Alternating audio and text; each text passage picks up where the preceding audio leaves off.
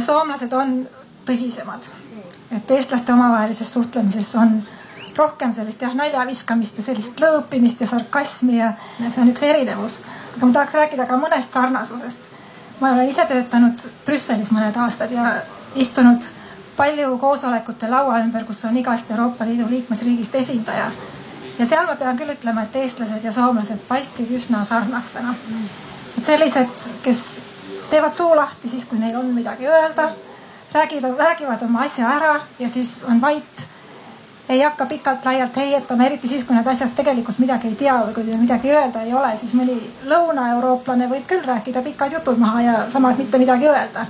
Ja mis on veel sarnane, on selline,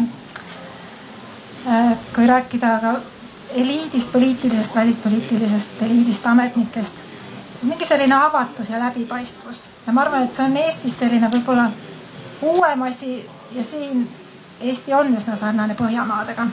Ja jälle ma olen oma töö poolest teinud intervjuusid palju näiteks diplomaatidega erinevatest Euroopa riikidest. Ja kõige lihtsam on alati ligi pääseda Põhjamaade ja Eesti diplomaatidele ja ametnikele.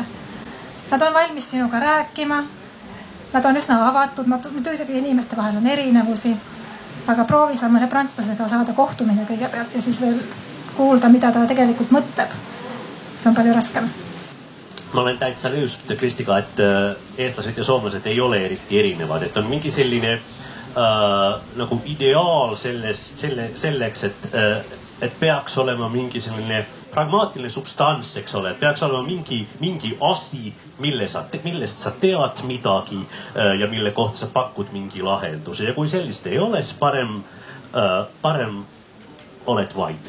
Ma mõtlesin just seda, et Soome vestluskultuuris kõige halvem asi, mis sa saad mingi asja kohta öelda, on see, et see on vain puhetta. Et see on ainult rääkimist, eks ole. Seda nagu korratakse kogu aeg, et jah, et ma ei taha sellega osaleda, et see on ainult rääkimist. Et see on mingid mõtted võtta osa sellest rääkimisest, sest nagu, miks võtta osa, et see on ainult kõne. Et siinkohal oleme väga erinevad paljudest teistest rahvastest, et siin toodi nüüd paralleele Brüsselist, aga võiksin öelda täpselt sama asja nagu oma Venemaa kogemustest, et sellist nagu asjalikku argumenti, mis siin kogu aeg nagu oodatakse ja rõhutatakse ja millega arvestatakse, et seda võib-olla ei ole eriti palju. Aga ma ei tea, kas siin on lõpuks ka mingi selline, ma arvan, vale ideaal, nagu saaks kõik küsimused lahendada lihtsalt pragmaatiliselt, eks ole, et kas ehitame tuumajaame või mitte või siis kas siis liitume NATOga või mitte või